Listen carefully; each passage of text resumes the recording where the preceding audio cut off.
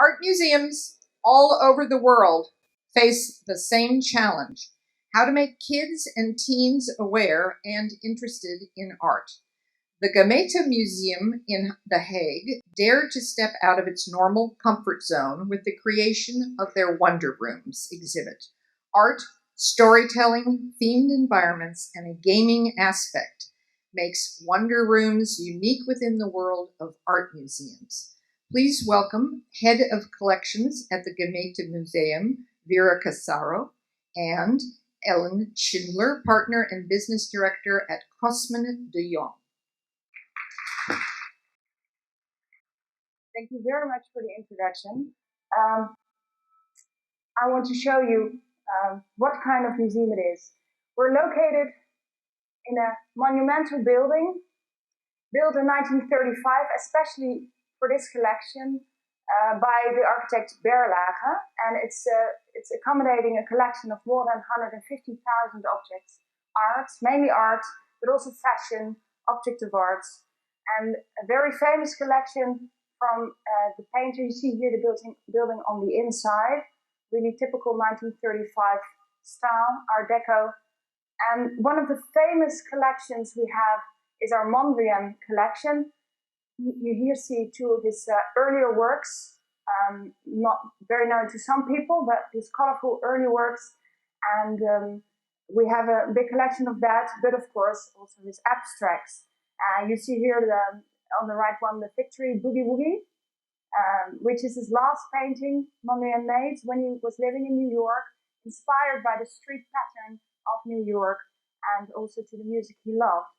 And you will see a little bit more in a presentation that Ellen will give, how we did that.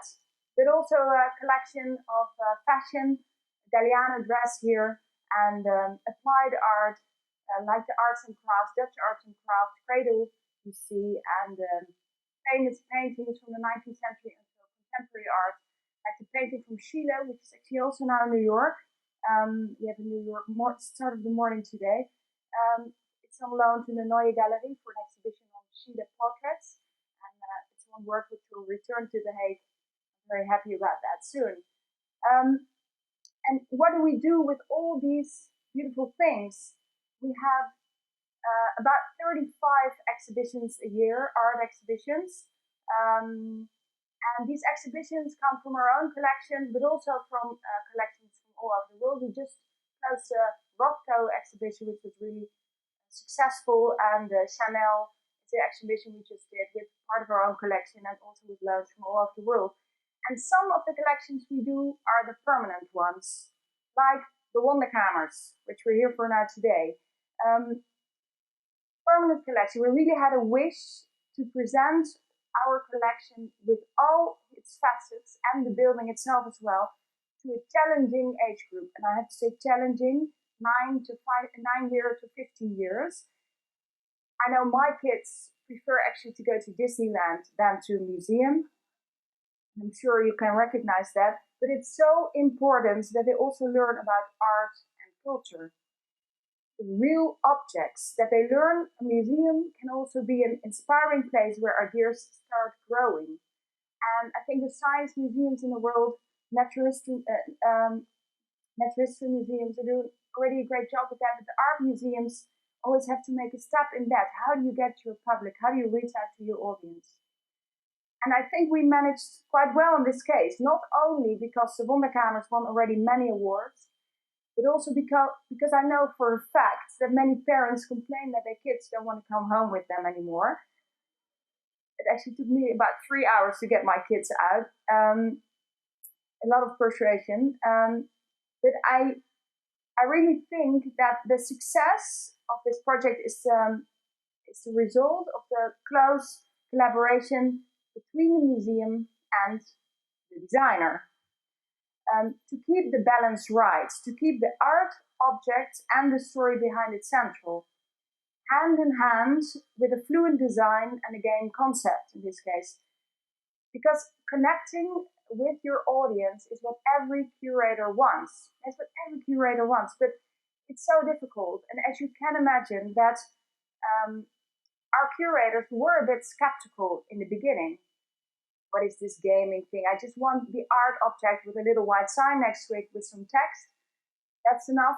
The object should speak, the artwork should speak for itself. But sometimes it needs a little bit of help to understand the background, and later you can always understand the art object on its own, but you really need some help with that. And I think our skeptic curators in this process were really inspired by this and its success. And I know now that when they're making exhibitions, even when it's a Rothko exhibition, which really needs not much extra, I can tell you, that they know that they really have to find out ways how to reach out to their audiences. We're trying out various things. We did really well with that on the Wonderkamers. And that was a good start. So you see it going through all the exhibitions in the museum right now. There are many things to do that, but in this particular case, entertainment is embedded in a multi-layered approach in the concept. And I'm very happy that Ellen from Cosmo and de Jong will tell you more about it. Ellen, the floor is yours.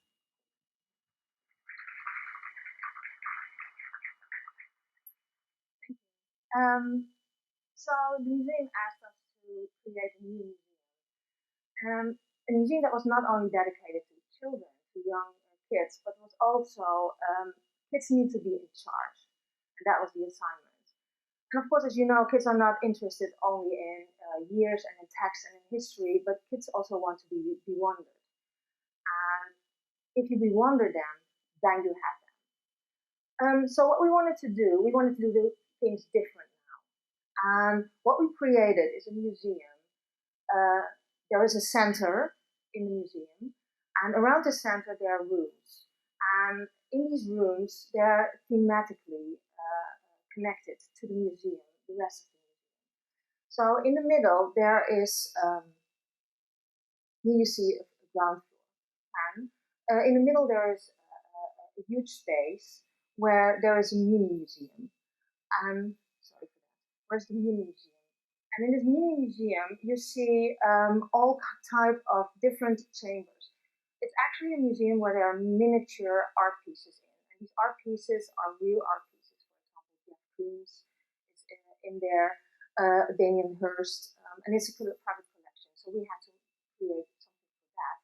But it's really also the centerpiece of where the game is. And I just showed you this picture. The red line in the exhibition is the game.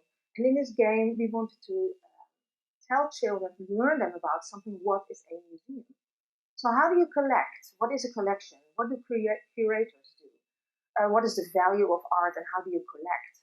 And what is happening is that the big idea is that, so there's in each room, there's a different theme connected to the museum, as I said. And in the ring of there's the real art display. So, and one of the basic ideas also is that the children have to be fun. That was mainly very important. What we do now is that the children at the beginning, they get a tablet. And in this, they have to activate their ID. And through the ID, they can start the game. And the idea is now that they have to go to all the chambers, answer questions that are being displayed on their tablet, and they can gain points. With the points, they can then buy real pieces of art, which are being displayed in the depot.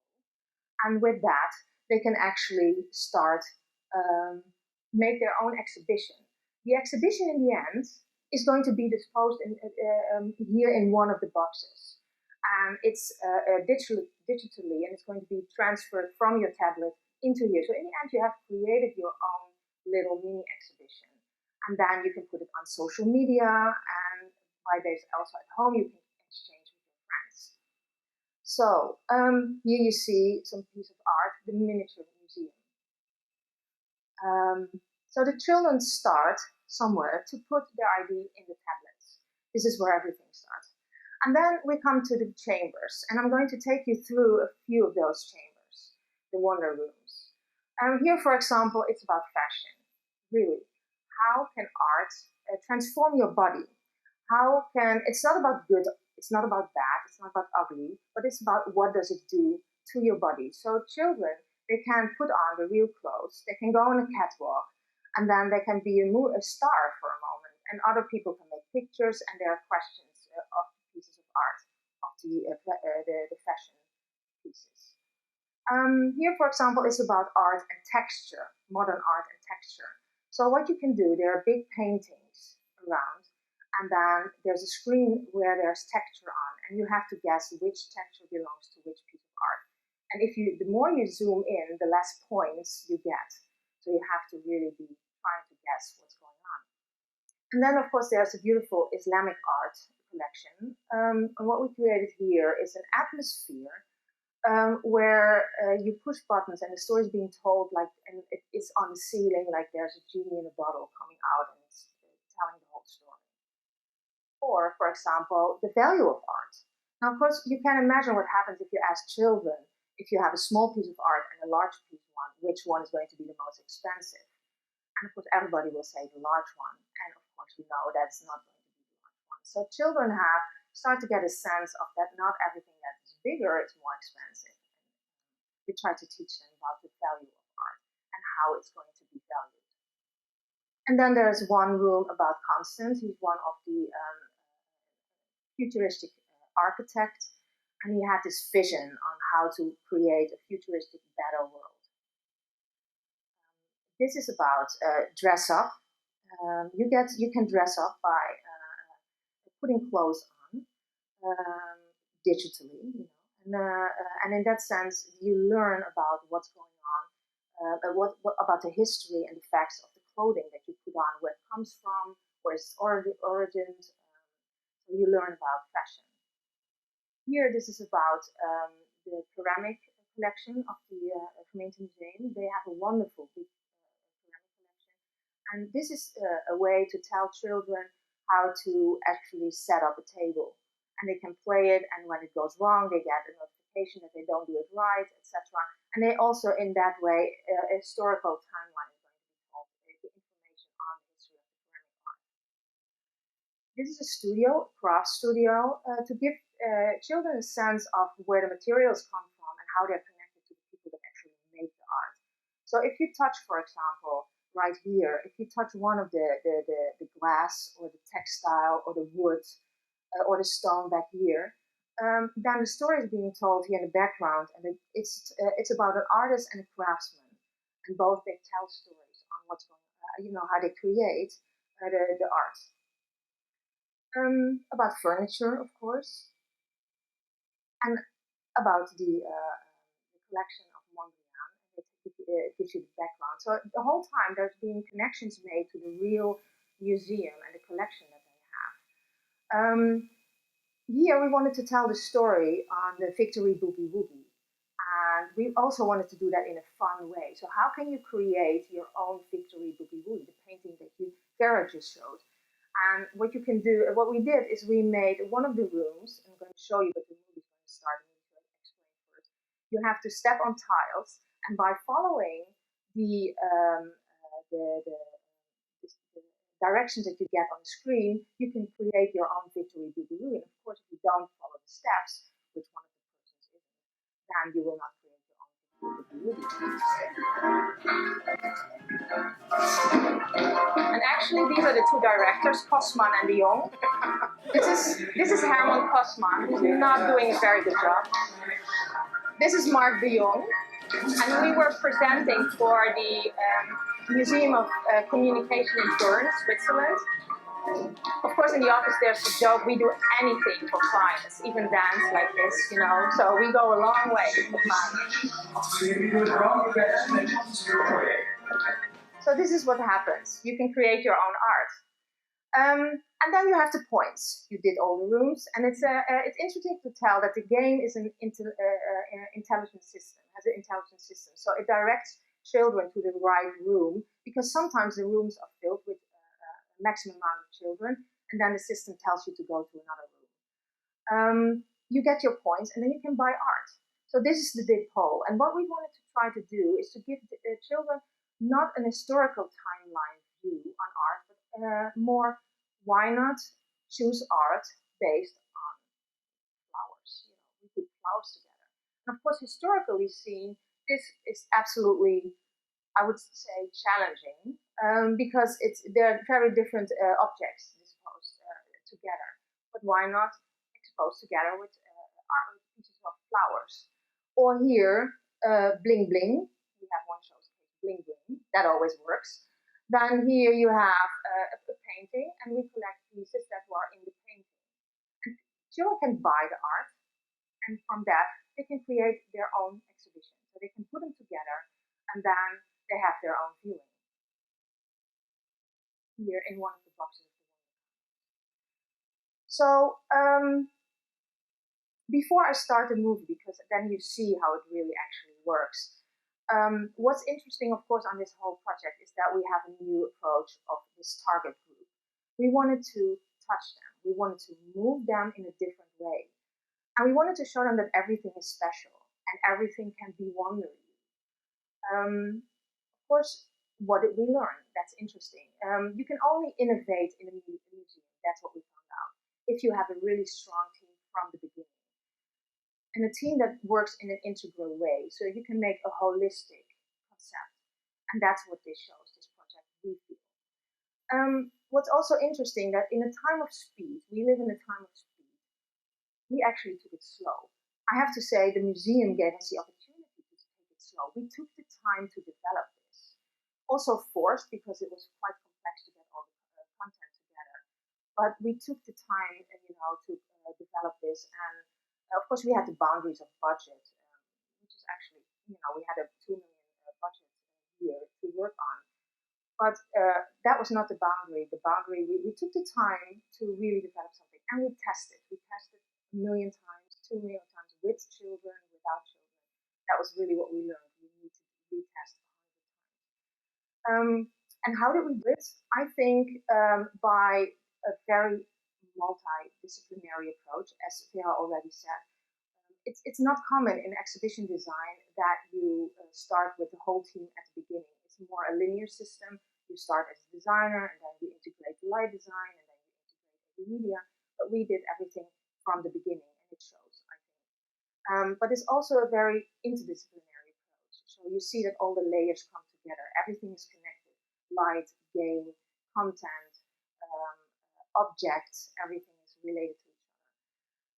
Herman Kosman, the one you saw on the right-hand side, he once said, it's really about making lasagna.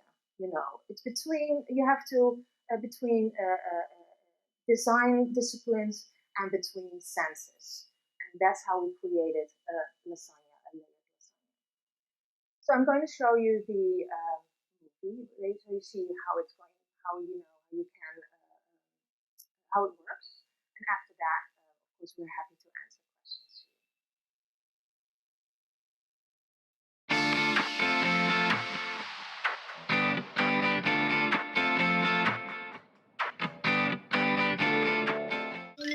In de wonderkamers gaan jullie straks op ontdekkingstocht. En aan het einde van die ontdekkingstocht kunnen jullie je eigen tentoonstelling maken.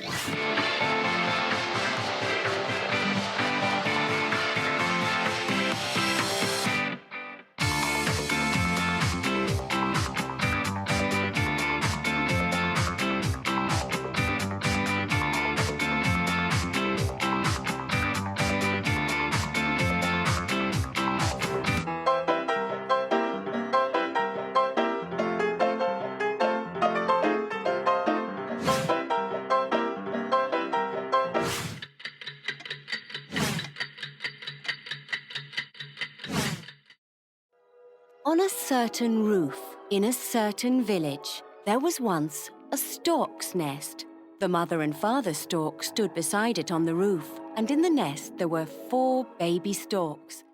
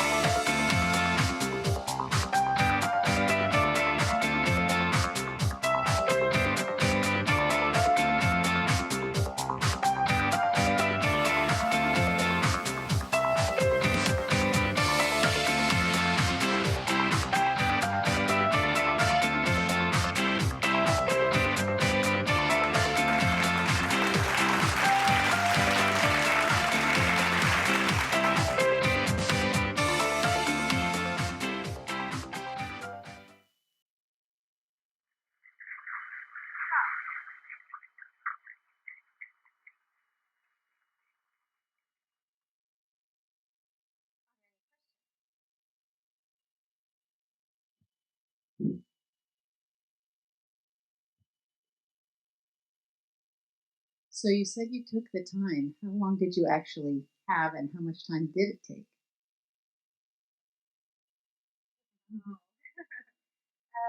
Initially, we thought it should be a smaller project. That's how we initially started. But by creating the ideas, it became bigger and bigger. And so initially, it was a project of a year, but at the end, we took 3.5 years because it became really a big project.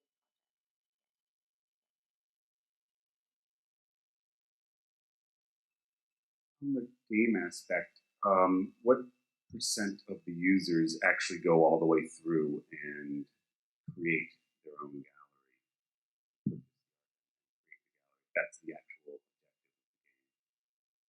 We see that from the children really go there who are doing the game, really go through it, because the good thing is that you can choose.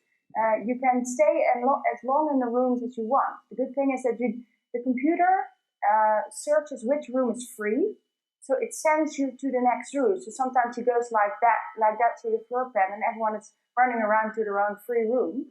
But you can go to the depot, to the next phase in the game after every room. So that means that if you want, you can just do 2 rooms and then go to the depot and make your mini museum. You still have some art pieces where you can make your own exhibit with. So you can do it in 20 minutes, half an hour, and you can spend 3 hours. But normally it's about 1.5 or 2 hours. Yeah. Also grown-ups. And what's also nice to tell is that in the big hall, if you buy a piece of art, somebody else cannot buy it again. So, it's this little competition thing that in the art world also goes on. If you buy the art, somebody else cannot buy it anymore.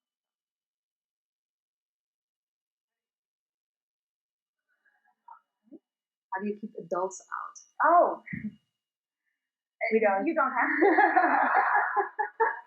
Everyone is welcome. Yeah, that's a good thing. But the funny thing is, what happens, of course, what you see, is that children have an instant feeling of starting the tablet. Yeah. So by the time that the children are already in room 4, the parents still start to figure out how to put their idea in the tablet. And then what happens, of course, is that at one point, we all know that you're taken to the museum with your parents, and that at one point you say, okay, can we go now? But the parents still want to show you more and more. But now you see that the parents actually say, okay, so can we go now? And so it's really happening. And I think that's one of the biggest compliments that we could have. It's really that we make children, all type of schools. It doesn't matter. We have tried to also involve schools that are really into the crafts, and manual labor development. For example, the craft room, that's very interesting to them. So then they get also a connection. So if they do the crafting work, they also, somehow it's connected to art. We try to tell in different layers and different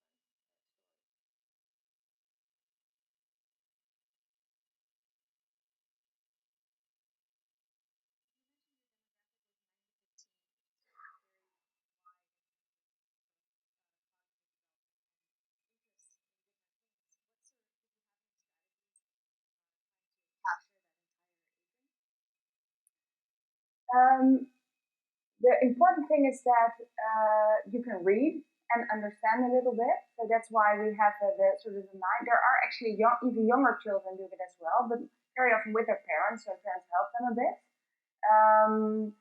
And it really, because of the various levels which are in there, it really says it's really interesting for the whole group, and even for the adults. So it's but the fun part of playing a game in such a way on an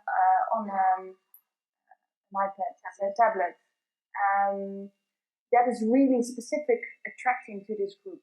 So it's made for this group, but actually it's expanding. So. And of course, there are various kind of levels and things, but all these, it's really good for all these kind of people in this age group. And we like to, if we develop an exhibition, we like to develop it in that way that it's interesting, either for people who are in there for 5 minutes, or for 3 hours, or for people that are young or older, or people that know a lot about the topics or don't know anything about the topic. So all these layers, as I said, also I want to use the word lasagna again, because it's really what it is. We cook a lot lasagna in our office. You have all these layers of people, of disciplines, of content, and time really you want to spend in the exhibition. If I can make a bridge to Disney, because we're here now, it's like a Disney film. There are always jokes in there which only the grown-ups understand.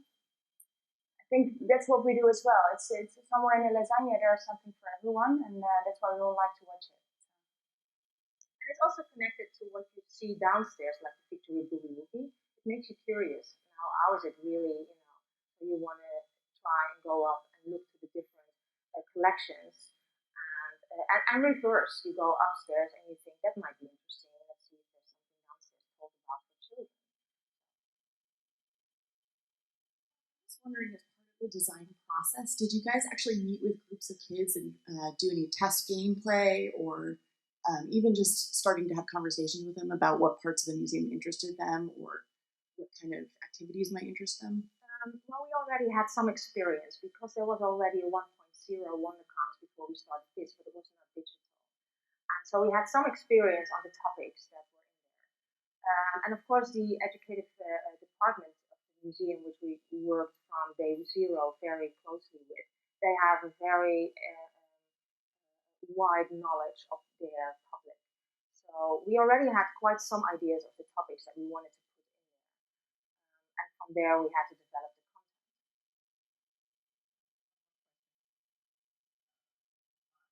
I'd like to go to your exhibit, by the way. It's beautiful. You're very well invited.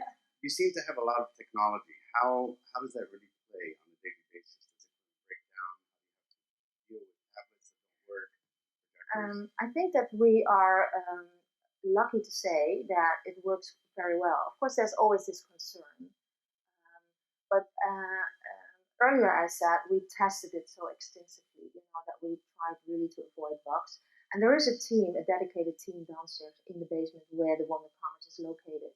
And they are trained to solve problems. So there's always a team that brings that hands out the tablets, and they are also trained to solve smaller problems when there are larger problems, which I think have not occurred to my knowledge. We had some Wi-Fi coverage problems in the beginning, but that's really important that the signal is strong everywhere, and because we're in this downstairs in this building, it's sometimes a bit difficult. But that's solved as well. So it's there. So of course you always have some problems. But what also is a problem sometimes is that it's a permanent exhibition.